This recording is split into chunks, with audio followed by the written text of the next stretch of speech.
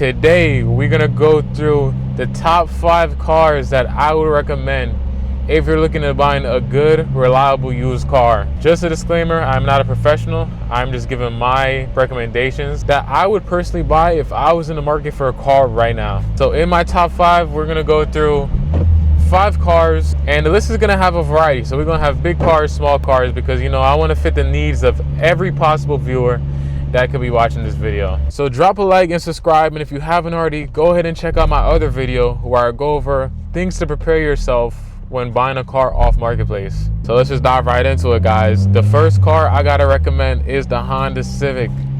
This was my first car that I bought myself. It was used.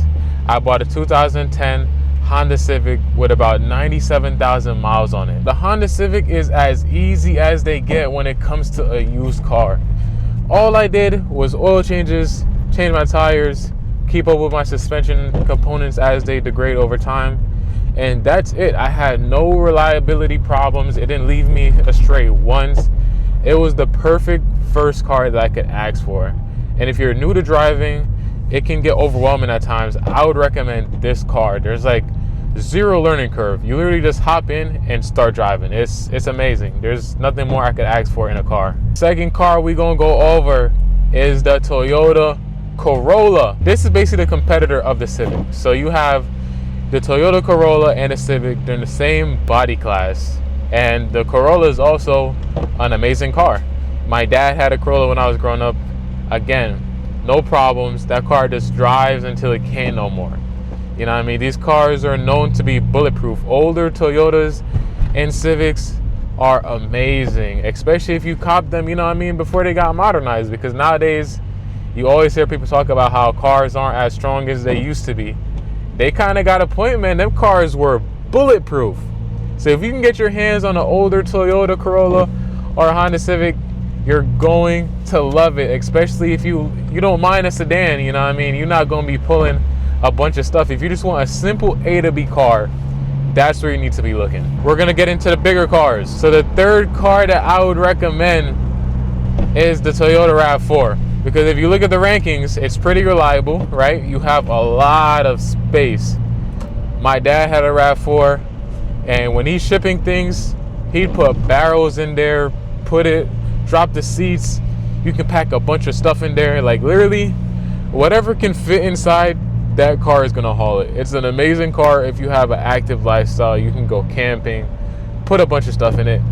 It's an amazing car, and also again, very, very reliable. And also the Honda CR-V, which is coming in at number 4, just amazing. So basically, these are siblings to the smaller cars, right? So you have the Corolla and you have the RAV4. The Corolla for people who just want a little car to get them A to B.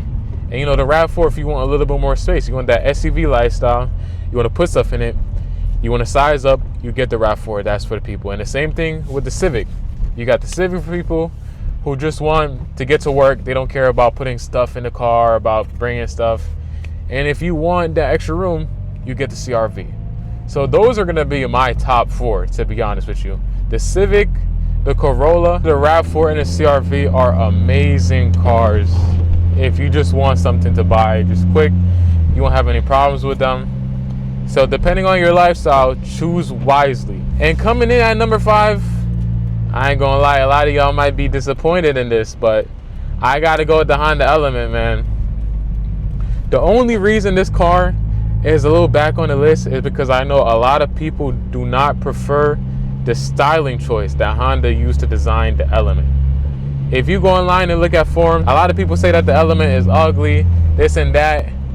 But if you do not care about looks, all you care about is what the car can do, I personally feel like the Element is the most capable car out of this whole batch of cars I just explained. And let's dive into it. The fact that you can configure the seats in so many different ways in the Element, you can literally put them up to the side and you have the whole car wide open. What other car can you name me right now that can do that? The amount of space you have in that car, the amount of things you can do with it, I feel like that's personally one of those cars where it's like you just one and done. One car does everything. You can also find it in a 5-speed manual. So if you get the manual, put it on some coilovers, you can have fun with it and then you can drop the seat and go haul some furniture. Made it this far. Thank you for watching the video, man. This right here is my 2007 Acura TSX. I love this thing, dude. This car has been really amazing to me. So I just figured with all the knowledge I've learned, you know what I mean, through getting this car and also another used car, why not make these type of videos? So thank you for watching. Thank you for tapping in. And now we're just gonna get into the regular scheduled POV drive, man. You already know what's up. If you thought that was gonna be the end of this video, you've been mistaken. So let's get into this.